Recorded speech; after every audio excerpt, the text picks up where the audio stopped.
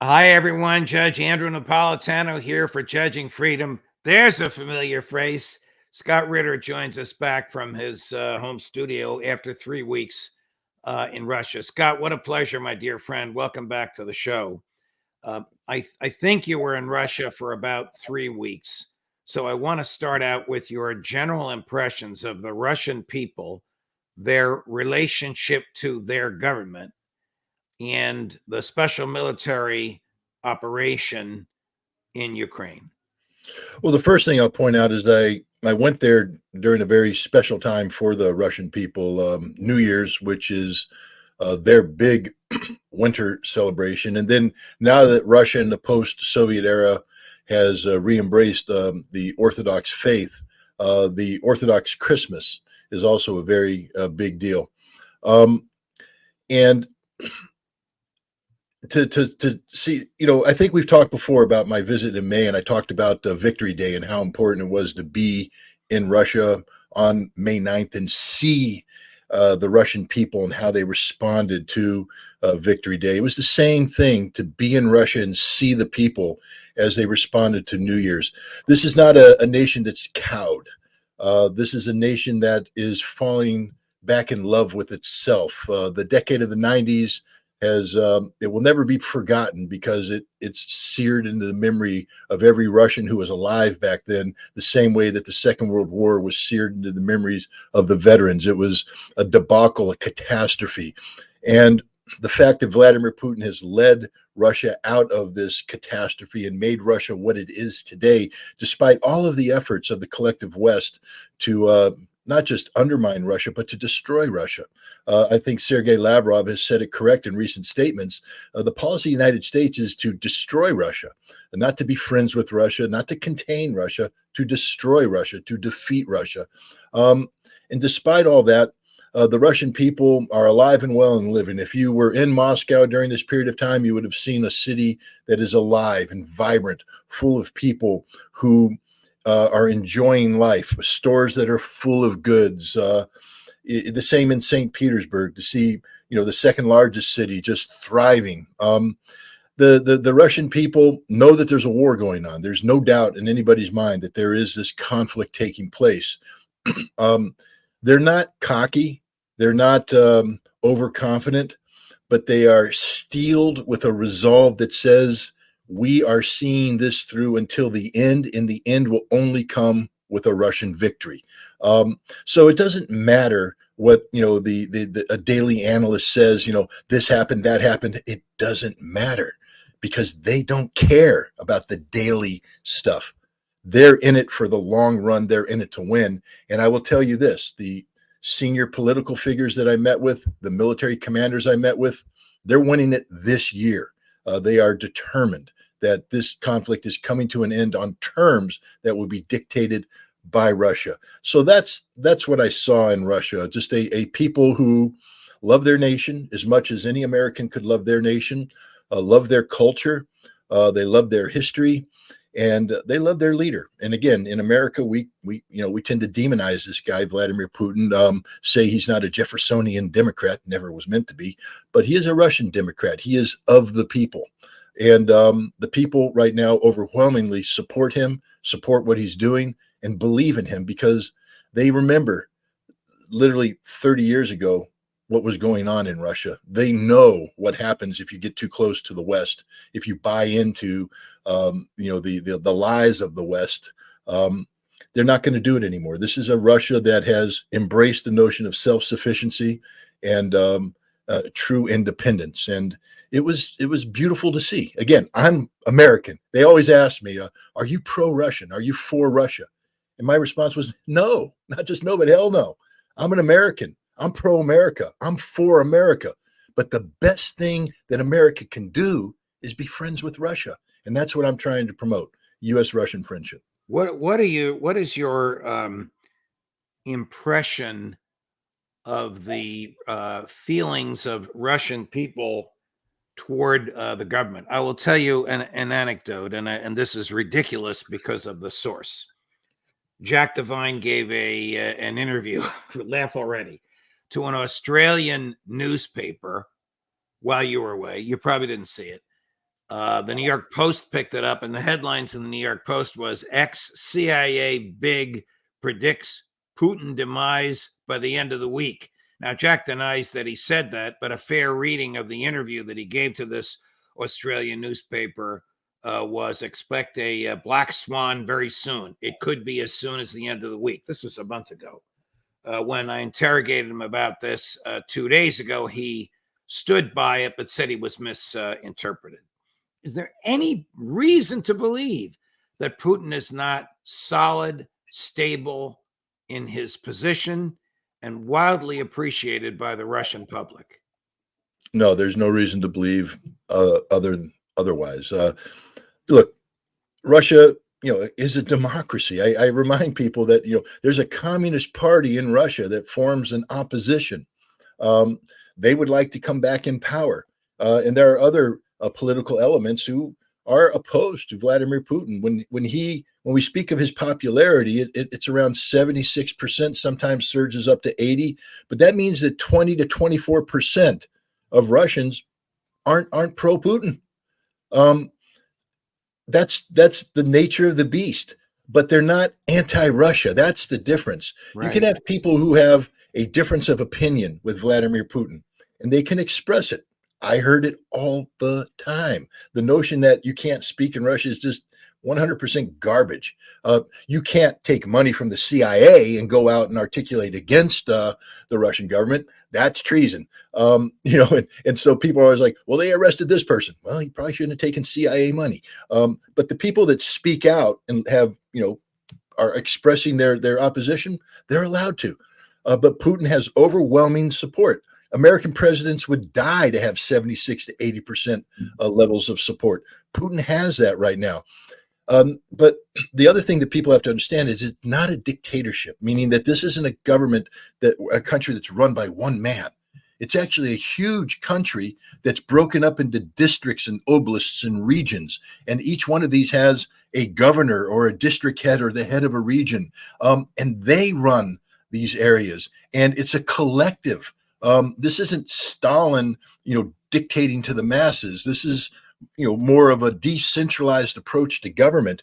And so these regional heads report to Putin. Putin coordinates with them, and they come up with a collective approach to solving the problems. Putin's a hell of a manager, a hell of a CEO, and he comes down and he exerts executive oversight. But the day-to-day functioning of Russia is left to these district leaders, these governors, and they are supported by mayors in the various towns, who then have their own apparatus. There's a huge apparatus of government in Russia that's functioning effectively because everybody remembers what it was. The people that criticize Russia today, look, you could go into Russia today and you can find a village where they're still putting gas lines in. You can find a village that doesn't have sewage. You can find a village that uses well water instead of running water. It's there. It's a reality. But what you do know is that there's a governor down there who knows that village is on the list to become gasified. They are working on the infrastructure. They're working on it. And to sit there and pick this, that, and the other thing is wrong, because the big picture, the Russian people know exactly what's going on. They know that they're improving, and they know who's responsible: Vladimir Putin and the Russian government, and they support him overwhelmingly. I'm laughing because I live in a village that doesn't have gas lines and doesn't have sewage, and we use well water. So we have leach fields, we have septics, we have natural gas delivered to our homes by truck, and we have our own wells, and we're just very happy with that. When you visited the parts of Russia that Ukraine claims is Ukraine and are now legally parts of Russia, did you interact with any military? And if you did, what did you take away from that, from the human beings with whom you spoke? I did have the opportunity to interact with the military. I will say right up front, the level of interaction that I had desired, which is there were 5 specific units that I was scheduled to meet with the soldiers and the officers of those units, probably closer to the front line than or any reasonable person should be, which is why the Russian government said, no, you're not going to do that. So I had to meet with them away. So I don't want anybody to come up with the impression that I was somehow on the front line with the Russian troops. I wasn't. I was in the rear with the gear, but they brought people to me. I met with them. These are people that have been involved in the fighting since 2014, and then also newer military commanders. Steely-eyed resolve is all I can say. Look, I interfaced with somebody from a unit that is involved in the assault functions around the Battle of I keep saying this wrong, Advika, I think it is, or Advika or Avdika. It's the big battle near Donetsk. In October, that unit carrying out assaults lost 3,000 men. And I'm like, you guys got your butts kicked. And he went, no, it's war, man. It was a heavy fight, but we killed 20,000 of them.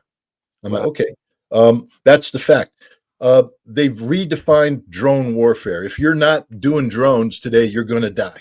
That's the bottom line. And America doesn't do drones. I'm just telling you right now, if NATO or an American-style military went up against the Russians today, they'll be slaughtered because they have no clue what's about to hit them. There's been a revolution in warfare. This is like somebody who grew up in the cavalry saying the cavalry is the king of battle. Yeah, but then you meet the machine gun, and then you're no longer the king of battle. And so we have Americans that think, we're going to swamp them with tanks, swamp them with this. No, they're going to swamp you with drones. The Russians are reinventing drone warfare. I spoke with a general who has been pulled out of the front lines and sent to the General Staff Academy for the purpose of capturing these lessons and putting it into formal doctrine that can be trained at the training levels. Talk to me about the culture and ethnic background of the soldiers. Could you say that you saw Christians, Muslims, and Jews fighting together against Ukraine? I can't say that I saw a Jewish soldier, although I probably did because the Jewish faith is prevalent in Russia. I saw Muslims and Christians fighting side by side, like brothers. They are brothers. They called each other brother. And I saw Buryats fighting next to Slavs. The Chechens are there fighting. This is what people need to understand. When you speak of Russia, most people say, "Oh, okay, blonde hair, blue eyed, Slavic, etc." No, that's Slavs. Russia is a nation of over 130 different nationalities, ethnic groups, all of which are treated with great respect, all of which view themselves as part of the Russian nation. When I was in Chechnya, the Chechens are a separate people, separate language, separate cultures. They're Muslim, but they all say we're Russian. Now, they don't mean that they're Slavic. They're Russian. They are part of the Russian Federation. And that's what people need to understand when you speak of the Russian Federation. You're speaking about a diverse population that is unified in a common objective. And that objective is to promote the Russian nation, to defend the Russian nation. This is a fascinating conversation, Scott. I want to move into the military sphere. Is Ukraine, militarily speaking, on its last legs? Absolutely, and they admit it themselves. I mean, just today, I believe the State Department and the Department of Defense in the United States had to admit that we're not giving them anything more. There's nothing left to give. And Europe has nothing left to give. This means that Ukraine right now is using the last of its reserves, the reserve stocks, and when they hit bottom, which is soon, because they're consuming this ammunition in a rapid rate, there's nothing left. And when you have an artillery piece with no ammunition, you have nothing. When you have a tank with no ammunition, you have nothing. When you have men with machine guns and they don't have ammunition, they have nothing. Ukraine is on the verge of having nothing, and this will be a catastrophe for the Ukrainian military because right now they've lost the war already. That's the one thing every Russian told me is Ukraine's lost this war. Now we just have to finish the job. The job is going to become finished, that much quicker when Ukraine has absolutely nothing left to fight with. There's a report this morning. I haven't seen it corroborated, but I've seen it in several sources that Rishi Sunak, the Prime Minister of Great Britain, I don't know if he meant it or if he just said it in an offhanded way, said British soldiers are ready to fight side by side with Ukrainian soldiers in Ukraine. First of all, do you have any sources to corroborate or reject that? And secondly, if he did say that, is he out of his mind? He's out of his mind. I mean, the British Army is 76,000 right now. In a couple of years, it's going to be down to 56,000. It's getting smaller, not bigger. The British Army cannot field an armored brigade anymore. An armored brigade, one. They can't field one. They've got nothing, zero, squat. What's he going to go and fight side by side with the Ukrainians with? It's stupid. I think the reference is to Britain had they just inked this this mutual security pact. But the key aspect to this pact is that it doesn't come into force until after the current fighting is done. So I think what Sunak was saying is once the pact comes in force, the British will fight side by side with the Ukrainians. But since the pact will never come into force because Ukraine's going to cease to exist, Judge, I have to tell you, the one thing that I came away with after talking to these senior political leaders is the Ukrainian state is doomed. The Russians are going to terminate it. Whatever we call Ukraine today will not exist. So any agreement that's out there right now, it's not worth the paper it's written on, because at the end of the day, whoever signed that won't be in power, and the government that they represented won't be in power. It's going to be something totally different, dictated by the Russians on the Ukraine. Russians plan to go to Kyiv and westward, or will they be satisfied with the Russian-speaking, Russian cultural provinces in the east, almost all of which are now under their protection? Russia will not allow Ukraine to exist in a way that represents a long-term threat to Russia.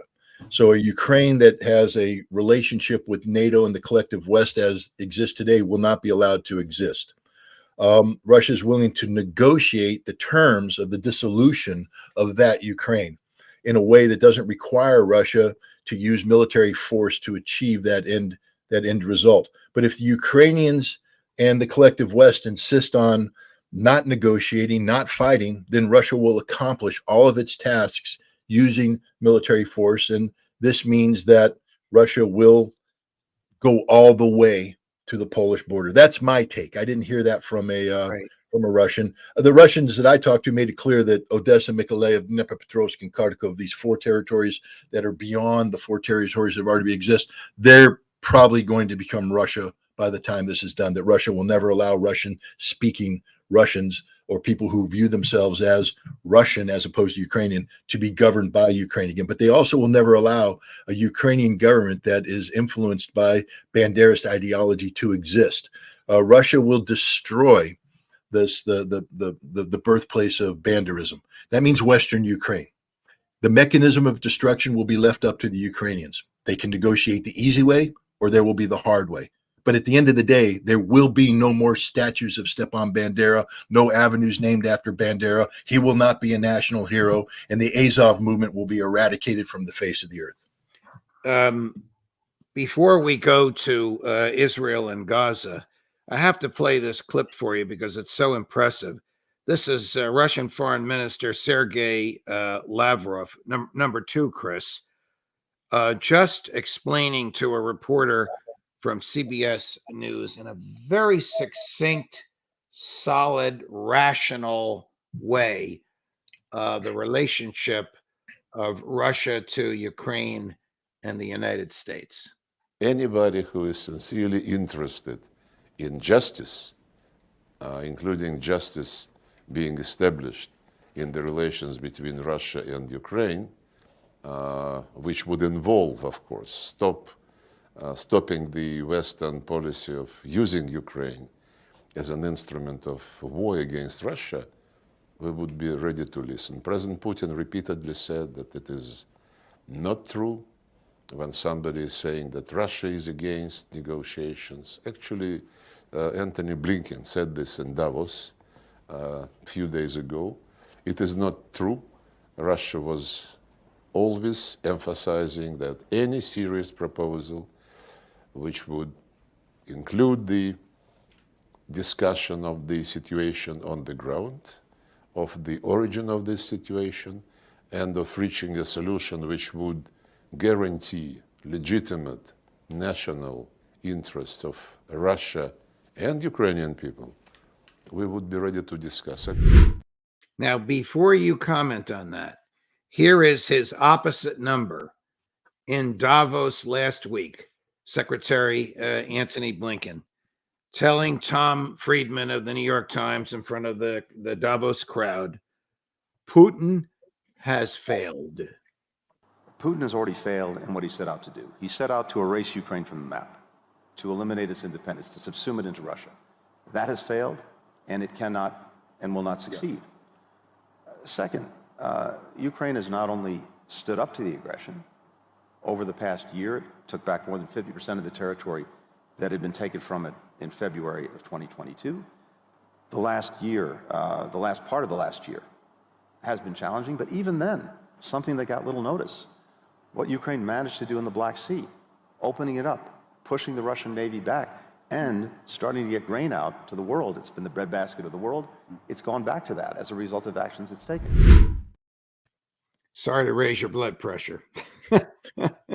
No, Blinken stopped raising my blood pressure a long time ago just because he is the epitome of incompetence. I mean, I guess he and his staff had to, spend some time, crafting these words. It's a thematic that he's been repeating over and over again. He and Jake Sullivan. It's the White House theme, but it has no relationship to reality on the ground.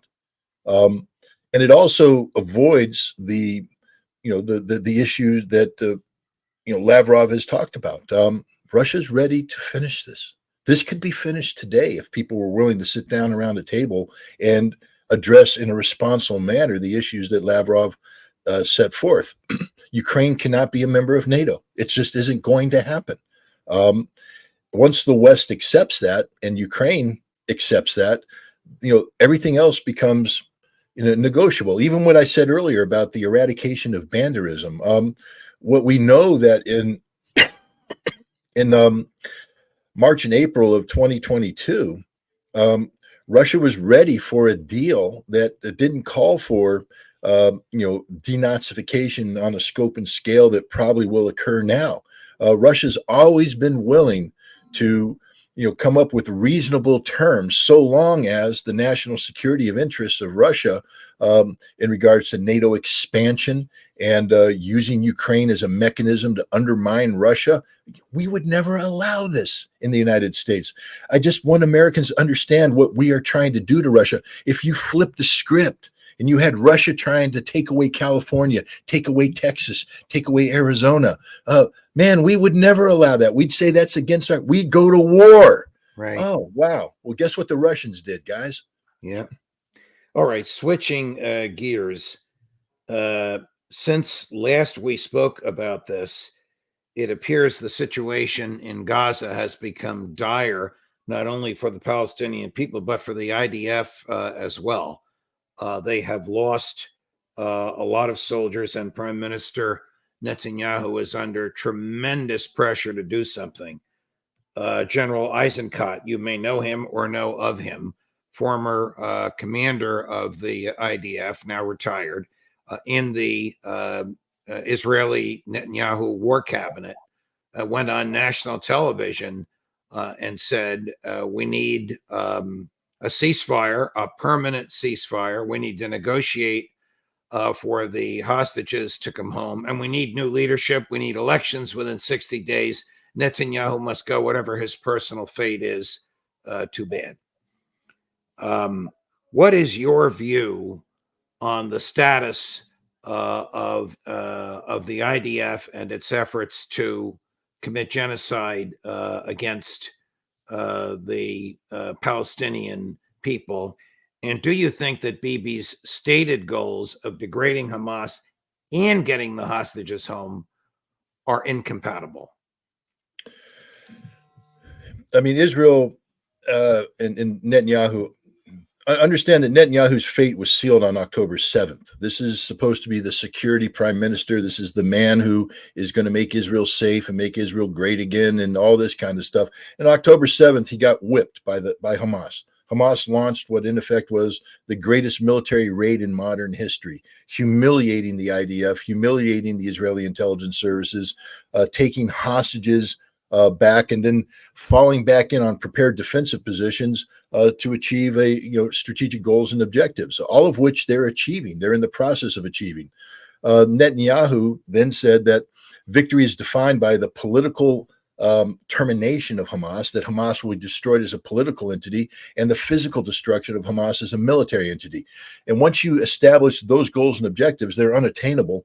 And then you go into Gaza, and what happens is that Hamas fights the IDF to a standstill, humiliates the IDF, is killing them, death by 1,000 cuts.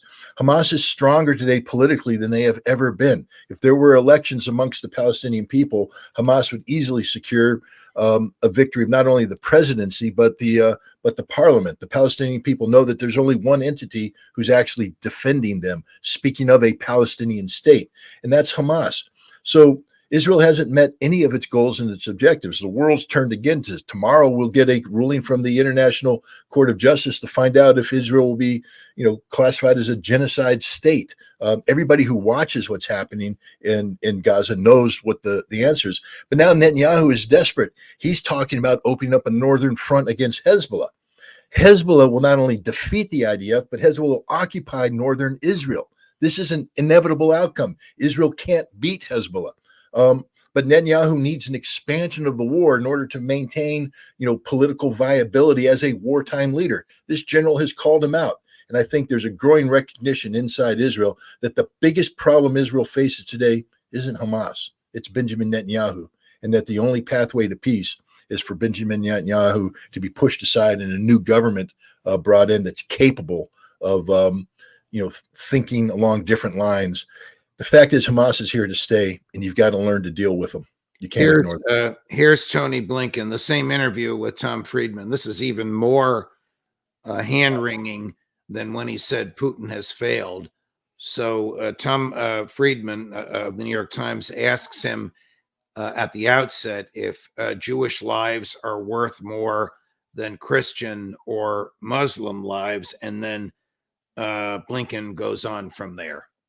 One of the things you hear so often from people, given the high civilian casualties in Gaza, is, does the United States, do Jewish lives matter more than Palestinian and Muslim lives, and Palestinian Christian lives, given the incredible asymmetry in casualties? And I've been asked that.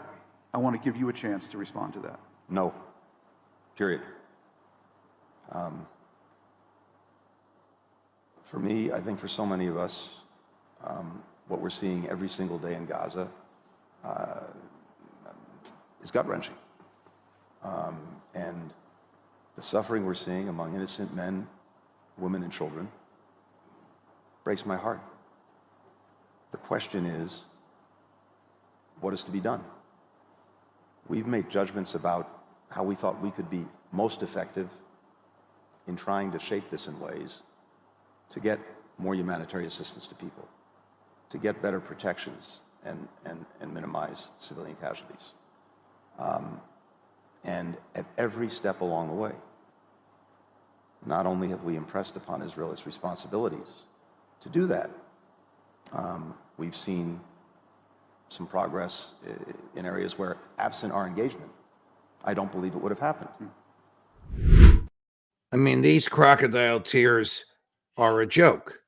He could stop the war with a phone call. He could stop the slaughter, as Max Blumenthal eloquently pointed out, while we're doing this show, by what he would say, or Biden would say on the phone to Netanyahu.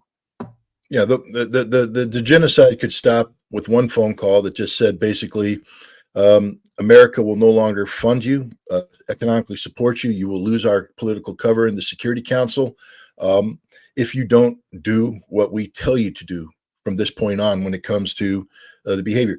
We provide Israel with the weapons it uses to kill the innocent civilians of Gaza. And it's the innocent civilians, over 28,000 now, who are dead. I think 12,000 or more are children. Blinken has oftentimes said too many civilians have died, and I want to shout at him, what's enough? I mean, what's an acceptable number? Is 5,000 okay for you, Tony? 2? I mean, the answer is one's too many. One is too many. And yet we've allowed the Israelis to slaughter, butcher 28,000 in genocidal behavior that has been documented and presented to the International Court of Justice. It's not a matter of debate. We know what the Israelis are doing, and we are facilitating it. So we are to blame. This is the reality. Tony Blinken is as guilty of the genocide of the Palestinian people as Benjamin Netanyahu. So is Joe Biden. So is every American involved in the provision of weapons and money and political support to Israel. The best thing to say to Israel right now is no, no, no, no more. The Israel say, well, we're a sovereign state. Then we'll say, then you shall be treated as a sovereign state that it operates in violation of international law. We will sanction you. We will strangle you. And if you want, we'll blow you off the face of the earth. But the day that you get to continue to slaughter Palestinian civilians in our name is over. But we're not doing that because Tony Blinken has said before that he identifies as a Jew, as a citizen of Israel. He's a Zionist. And everybody in the Biden government apparently is a Zionist too. And, we've made it to the point where if we criticize Zionism, we're somehow anti-Semitic. We're not allowed. I mean, what happened to free speech in America? I mean, I respect people's right to disagree with me, but to criminalize my criticism of the Biden administration's policies towards Israel, to criminalize my ability to call out political Zionism as a force of evil as opposed to a force of good, to say that no, that's anti-Semitic and therefore that is a crime. That's not how it's supposed to work in America. And the last time I checked, we are in America. Scott, I think we'll end with that. There's so much more to talk about, so much time to make up for. Your friend Alexander was terrific. The translator Pavel was terrific. I know you were very busy in Russia. I can't thank you enough for all the time you gave us.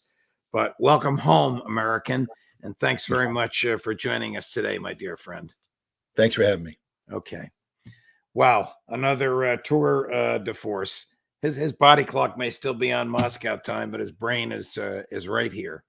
3:00, Max Blumenthal on the latest in Israel and with Netanyahu, and 4:30, Colonel Lawrence Wilkerson. Probably very similar analysis to what we just heard. Is the United States ready to start fighting wars in the Middle East? Judge Napolitano for Judging Freedom.